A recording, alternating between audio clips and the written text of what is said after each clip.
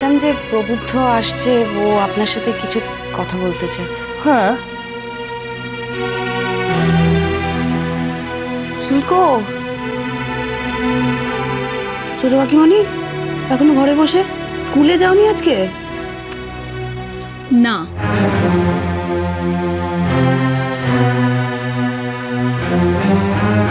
আসতে পারি? আরে দূর, আশ্চর্য। আমার ঘরে ঢুকতে গিয়ে পারমিশন নিতে হবে এমন নোটিশ বোর্ড তো আমার যতদূর মনে পড়ছে আমি ঝুলিয়ে রাখিনি। আরে এসো এসো এসো প্রবুদ্ধ, আর কোনো টেনশন আশা করি নেই, সব ঠিক আছে। ডক্টর ঘোষ, আমি যে আপনাকে কি বলে ধন্যবাদ, আমাকে যে কি বলে ধন্যবাদ জানাবে, আমাকে ধন্যবাদ জানানোর কিছু হয়নি। আমি এমন কোনো হাতি ঘোড়া কাজ করিনি। তুমি একটা ক্রাইসিসে পড়েছো, আমি সেই খবরটা পেয়েছি, আমার সামর্থ্য ছিল, আমি তোমার পাশে দাঁড়িয়েছি। আবার কোনদিন আমি কোনো ক্রাইসিসে পড়বো, তুমি তোমার সাধ্য মতো পাশে দাঁড়াবে। প্রবুদ্ধ, ধর্ম কোথায় আছে আমি জানি না, কিন্তু এটাই আমার কাছে ধর্ম, মানব ধর্ম। মানুষ হয়ে জন্মগ্রহণ করেছি, আমি আমার ধর্ম পালন করেছি মাত্র, দিস মাছ। আমি তার বাইরে বাড়তি এতটুকু কিচ্ছু করিনি। ছোটকামণি, সত্যি তো এই জীবনে আপনার ঋণ আমরা কখনোই শোধ করতে পারবো না মনে হয়।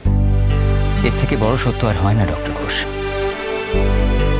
আমি হয়তো আপনার টাকাটা ফেরত দিয়ে দিতে পারবো, কিন্তু আপনি আমাদের যে ঋণে বাঁধলেন সেটা জন্ম জন্মান্তর ধরেও আমি শোধ করতে পারবো না।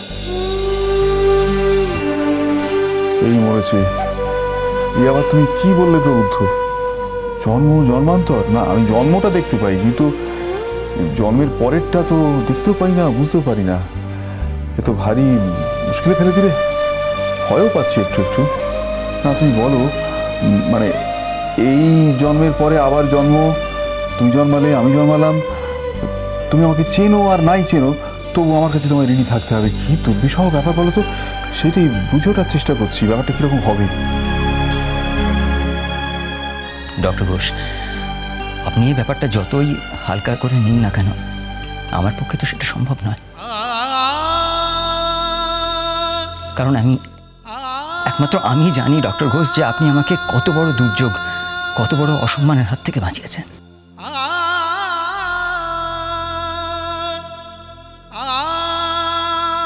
মাথা নিচু করে আছো কেন প্রবুদ্ধ? মাথা তুলে কথা বলো, মাথা তোলো। তুমি একজন কর্মবীর, সৎভাবে একটা কর্মকাণ্ড সম্পন্ন করতে চেয়েছ। তোমার অপরাধ? তুমি তোমার পাশের মানুষদের বিশ্বাস করেছ, তোমার অপরাধ। তারা তোমার বিশ্বাসের মর্যাদা দেয়নি, তারা দেয়নি, তোমার অপরাধ। হয় তুমি মাথা নিচু করে থাকবে কেন? তুমি মাথা তুলে কথা বলো। আমি সাহায্য করেছি বলে তুমি আমার কাছে মাথা নিচু করছো? তাহলে তোমার জ্ঞাতার্থে জানাই, আমি নিজের স্বার্থে তোমায় সাহায্য করেছি। ধর্মবিশ্বাসী মানুষ যেমন মন্দিরে পুজো দেয় পুণ্য অর্জনের জন্য, আমি তেমন বিশ্বাস করি যে সৎ মানুষের সৎ যুদ্ধে যদি তার পাশে দাঁড়ানো যায় তবে পুণ্য অর্জন হয়। আমি সেই পুণ্য অর্জন করতে চেয়েছি। আমি তোমার পাশে দাঁড়িয়ে নিজে ধন্য হয়েছি। আমি এইভাবেই মানুষ হয়ে উঠতে চাই। মনুষ্য জন্ম পেলেই তো মানুষ হওয়া যায় না প্রবুদ্ধ। এইসব কাজের মধ্যে দিয়ে একটু একটু করে পবিত্র হতে হয়, মানুষ হয়ে উঠতে হয়। এই মানুষ হয়ে ওঠার কোনো সীমা নেই, অসীম। ধরো আমি সেই অসীমতার দিকে এগিয়ে যাচ্ছি, সেই কাজে তুমি আমায় সাহায্য করেছ, কৃতজ্ঞ আমি তোমার কাছে। কিন্তু খুব ক্লান্ত লাগছে, খুব ক্লান্ত লাগছে, মোটে ভালো লাগছে না। কটা দিন ছুটি নাও না। আসলে এই মুহূর্তে ছুটি নেওয়া খুব মুশকিল, আমি ছুটি নিতে পারবো না। কিন্তু কয়েকটা দিন তোমার রেস্টের দরকার গো। আচ্ছা নীলু, প্রবুদ্ধ চেহারাটা বাবু আমার একদম ভালো লাগছে না। চোখ মুখের অবস্থা দেখো, একদম স্ট্রেসড লাগছে। এবার স্বামীর একটু যত্নআত্তি করো বাবু। ওই ঠিক সময় সময় খাবার, যাতে ঘুমোতে পারে অনেকটা সময় জুড়ে, তারপর মেন্টাল পিস যাতে পায়, একটু দেখো। কি বলো বলুন তো, কয়েক রাত তো ঘুমোতেই পারেনি, আর কাউকে কিছু বলছিলও না, ইনফ্যাক্ট আমাকেও না। প্রবলেম শেয়ার না করলে তো স্ট্রেস হবেই।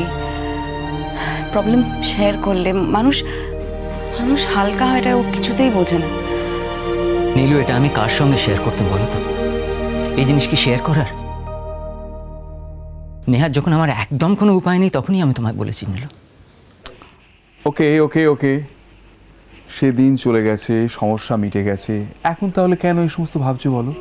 হ্যাঁ, leave it Prabuddha, just leave it, ভুলে যাও, একটা দুঃস্বপ্নের মতো ভুলে যাও।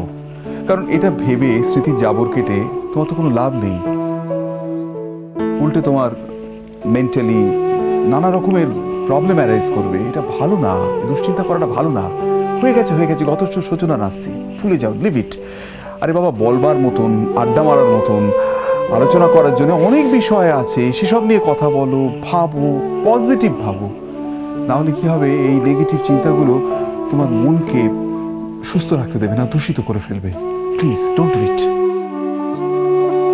সেই ও তো কারোর কথা শোনে না। এখন তো প্রবলেম মিটে গেছে, সমস্যা নেই, এখন ভালো করে খেতে পারে, ঘুমোতে পারে। তা না, কালকে রাতেও ঘুমোইনি জানেন। কেন প্রবুদ্ধ, কাল রাতের মধ্যে তো সমস্যা মিটে গেছে, তাহলে তোমার ঘুম হয়নি কেন? কাল আমি অন্য কারণে ঘুমোতে পারিনি ডক্টর ঘোষ। অন্য কারণ?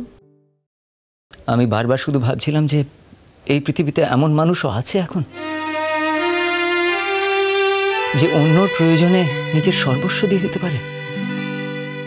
প্রবুদ্ধ, এইভাবে আমাকে লজ্জায় ফেলো না প্লিজ।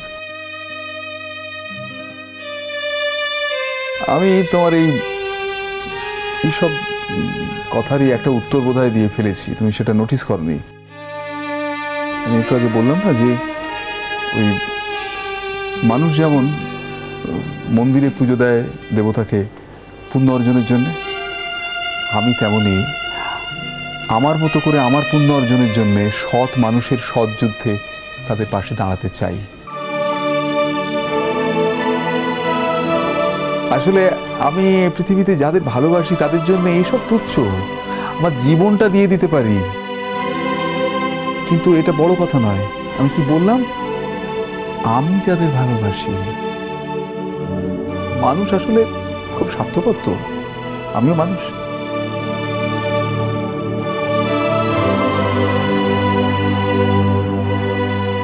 এই দেখো, এ কি হচ্ছে? এই মেয়েটা কাঁদছে, ছেলেটা কাঁদছে।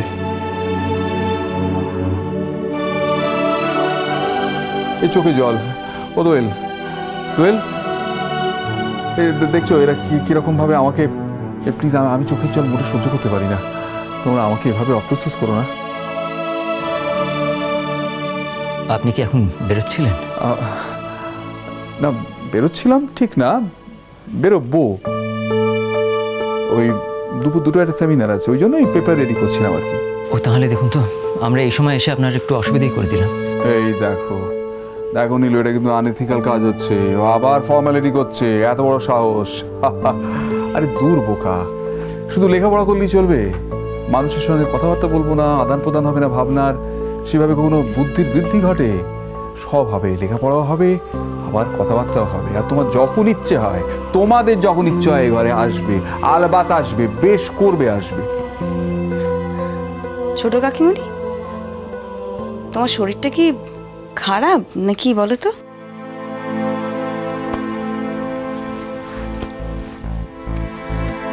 আমার অত সহজে শরীর খারাপ হয় না নীলু। না, আপনি আজকে স্কুলে যাননি তো, তাই বলছি আর কি।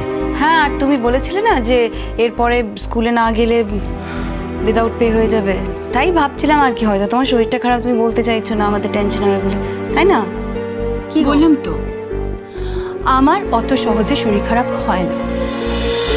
মিষ্টি কুটুম মিষ্টি কুটুম মিষ্টি কুটুম।